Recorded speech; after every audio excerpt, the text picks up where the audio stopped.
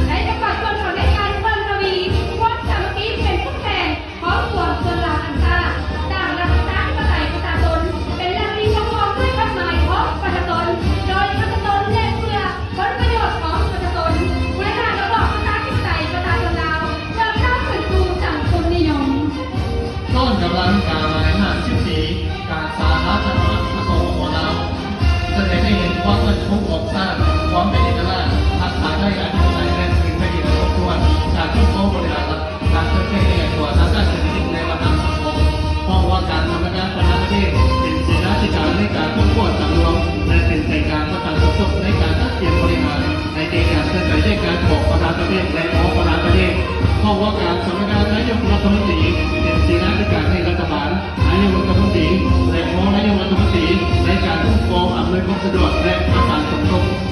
สถาบันวิทยาศาสตร์เศรษฐกิจและสังคมแห่งชาติเป็นเสนาธิการในแก่ศูนย์การพักและรัฐบาลในการค้นคว้าและสนองความมุ่งมั่นทางด้านวิทยาศาสตร์เศรษฐกิจและสังคมของชาติ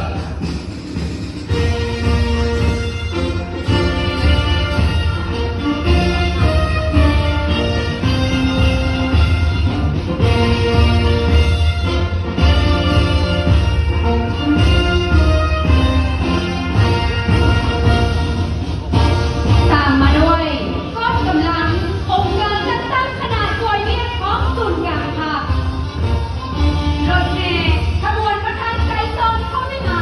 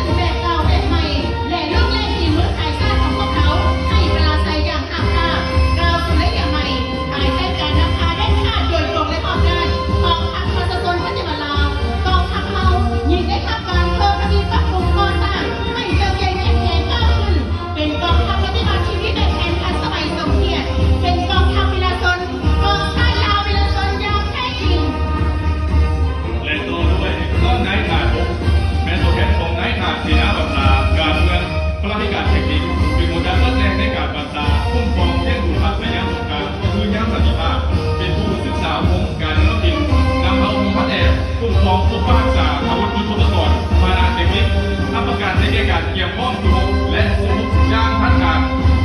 ว่านายทหารอากาศเป็นตัวแทนแห่งแรงทหารเรือพลทหารอากาศกองทัพประเทศลาวมีบทบาทสำคัญในการเกี่ยวข้องปกป้องรักษาเขตแดนใต้ของชาติและช่วยหนุนให้ทหารอาบในเวลาสู่ทำประกันการลำเลียงขนส่งประกอบส่วนกอบกู้ปฏิบัติธรรมชาติทำให้การนำและให้การอื่นๆจากการมอบหมายปัจจุบันเราพลทหารอากาศได้ทำการปรับปรุงทางด้านปริมาณและคุณภาพมีความรู้ความสามารถประกอบพัฒนาเทคนิคที่ทันสมัยและเทคนิคสำเร็จได้ที่การรับของตนในระยะใหม่ และต่อด้วยก้อนเป็นยิ่งสามโมเก้าและก้อนสลากแห่งมือเชื่อกับไฟเพชรยิงของวิทย์จะทำการประกาศสร้างตั้งขึ้นและเดือนมีนาคม1969มีคนดีแลได้กว่าวีรพลในย่านสงครามในยิงลาวย่านใดเขาได้เลี้ยงมาเลี้ยงไหลกับเพศสายประกอบส่วนเป็นท่าหน้าของร้อนลำเลียงขนส่งใช้เป็นอาหารอาวุธกระสุนต่อสู้ด้านหน้ากองกำลังไฟเพชรยิงได้สร้างบรรยากาศอันละเมิดใช้แก่ประเทศชาติหลายสหายได้การเป็นตะกุกแข่งขันวีรพลแห่งชาติย่านสงเทีย การทหารภาคเป็นตัวแทนแห่งแกนทหารภาคกำลังหลวงกำลังท้องถิ่นในส่วนของทัพแม้กำลังสู้รบประจันบานกับศัตรูในทุกกรณีทุกรูปแบบของการสู้รบด้วยยุทธวิธีสู้รบประสานเราและสู้รบเอกราชในสงครามต่อสู้บนหอยทรายเราพบทหารภาคเป็นกำลังต้นต่อประสานเราพบอื่นตีต้านจักรพรรดิลาวมากขึ้นและลูกเล่นฝีมือขายชาติของพวกเขาให้ปราศัยและยังปกป้องรักษาและพัฒนาประเทศชาติได้ประกอบส่วนทำให้การเคลื่อนไหวสู่รบที่ต้านการเคลื่อนย้ายซ้ายแดนของศัตรูต่างชาติสร้างวีรกรรมอันล้ำเลิศหลายประการเป็นกำลังเกี่ยวข้องสู่รบและสู่รบอย่างมีชัย และตอนไว้ก่อนกำลังทหารที่พิเศษกำลังที่พิเศษสร้างตั้งขึ้นในปี1964มีหน้าที่เป็นไว้ทุกเร่งรับรองดีประกอบกำลังของศัตรูสร้างเงินไปให้โลกประโยชน์ทุกปีและทุกศัตรูย่านพิราการด้านการเป็นยุทธศาสตร์ใหญ่เขาเคลื่อนไหวจากการกั้นและตรวจร่างกลุ่มผู้ดีที่ทอดจากผู้มาประโยชน์เก่งขึ้นราชการเอามองป้องกันกลุ่มและกลุ่มประวัติศาสตร์สำคัญทางการระดับชาติภาคพื้นสากลที่เราได้เป็นเจ้าภาพ ก็แล้วพบสืบข่าวแล้วพบสืบข่าวได้ทำการสร้างตั้งขึ้นในวันที่25เดือนธันวาคมปี1945ที่แขวงหัวพันซึ่งมีหน้าที่ทำประกันความมั่นคงของชาติเป็นครูแก้วจากทีมคิดลับแทรกซึมเข้าในช่วงของเกณฑ์งานมีหมายที่ปฏิสร้างสอบคนเก็บกับข้อมูลข่าวสารแทนการเคลื่อนไหวเรียวรายบนอุบายมากเป็นทำลายของฝ่ายตรงกันข้ามต่อและบอกหมายของพวกเขามองไว้รายงานแผนประเภทไหนในงานที่จะเกิดขึ้นให้ทันเวลา และต่อด้วยก้นกำลังทหารชายแดนกำลังทหารชายแดนได้ทำการประกาศสร้างตั้งขึ้นในวันที่2ตุลาคมปี2012มีพลังบทบาทหน้าที่ปกป้องรักษาชายแดนแห่งชาติบวกกันกับกำลังป้องกันชายแดนของบรรดาประเทศใกล้เคียงเพื่อปฏิบัติสนธิสัญญาและข้อตกลงต่างๆเกี่ยวกับปัญหาชายแดนเป็นกำลังจัดหาอยู่ข้างหน้าเพื่อสร้างเงื่อนไขให้กำลังท้องถิ่นและกำลังหลวงมีเวลาปรับปรุงและเกี่ยวข้องปฏิบัติหน้าที่ปกป้องกันประเทศชาติอย่างมีชัย ก้อนทหารอากาศยิงแมนก้อนตัวแทนไทยเทเคยร่องทหารยิงที่ปฏิบัติหน้าที่ในกองทัพประชาชนลาวเคยร่องทหารยิงนักสืบเจ้าทักษาหมุนเสื้อของอาทหารเขียนบาดเขียนไหลกับไอ้ร่องทหารใจ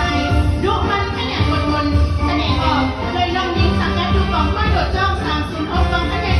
73และเคยร่องนักบินสังกัดดูกองพันเอก72ในโอกาสวันสำคัญต่างๆของทางของชาติเคยร่องดังกล่าวได้โดดจ้องอย่างอาหาร แล้วเด็กสีสันของจ้องได้ประ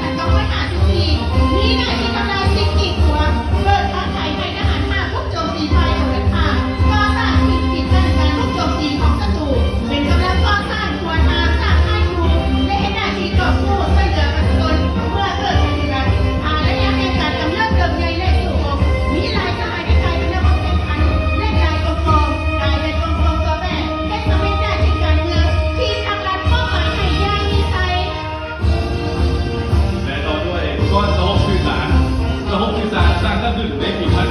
1954เป็นกำลังติดต่อประสานงานระหว่างของระบบต่างๆในเวลาเกี่ยวข้องกับ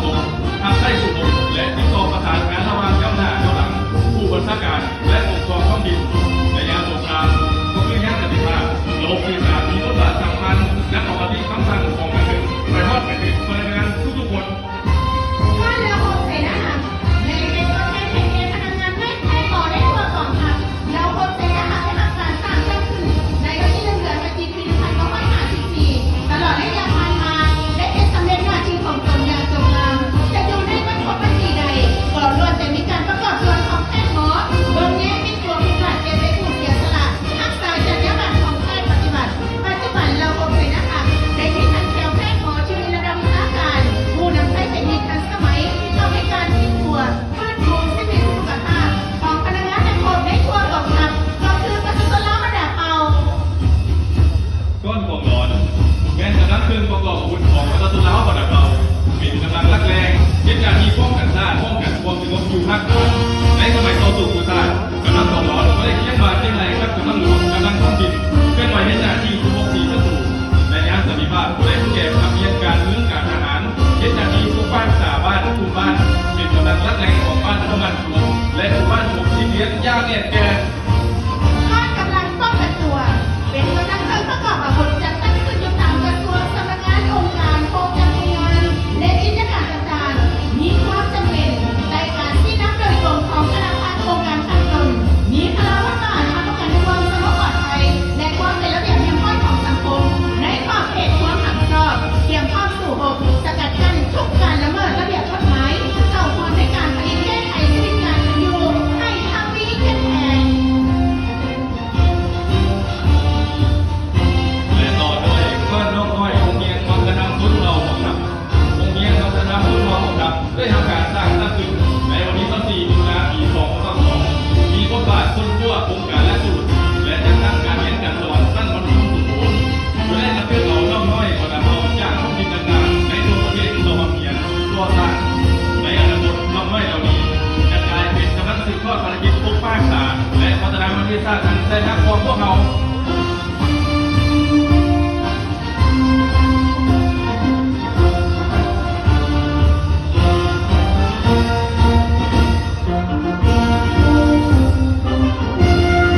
ต่อด้วยก้อนใจป้องกันความสงบกำลังป้องกันความสงบในอากาศสร้างตั้งขึ้นในวันที่5 เมษายน 2561ทุกใจป้องกันความสงบแม้แสดงถึงการเติบใหญ่เข้มแข็งของกำลังป้องกันความสงบประชาชนลาวที่มีภาคแรกมูลเสื้อสู่หกทางการทหารซึ่งสามารถแยกได้ผลลัพธ์และใช้ชนะในหลวงหลายด้านในการป้องกันความสงบทางด้านการเมืองป้องกันสกัดกั้นและสามารถเรียงกฎหมายการเคลื่อนไหวของบรรดาที่กำลังขอระบาดมุ่งวัตถุดีเป้าหมายของอาชญากรรมและประกอบการที่รอดตามในสังคมได้อย่างแน่นอนเข้มงวดอันตรายถ้าประกันในประเทศชาติสังคมมีความสงบอบอุ่นปลอดภัยสร้างเงื่อนไขเอื้ออำนวยความสะดวกในการสร้างฐานพัฒนาเศรษฐกิจสังคมก้าวขึ้นตามที่สังคมนิยม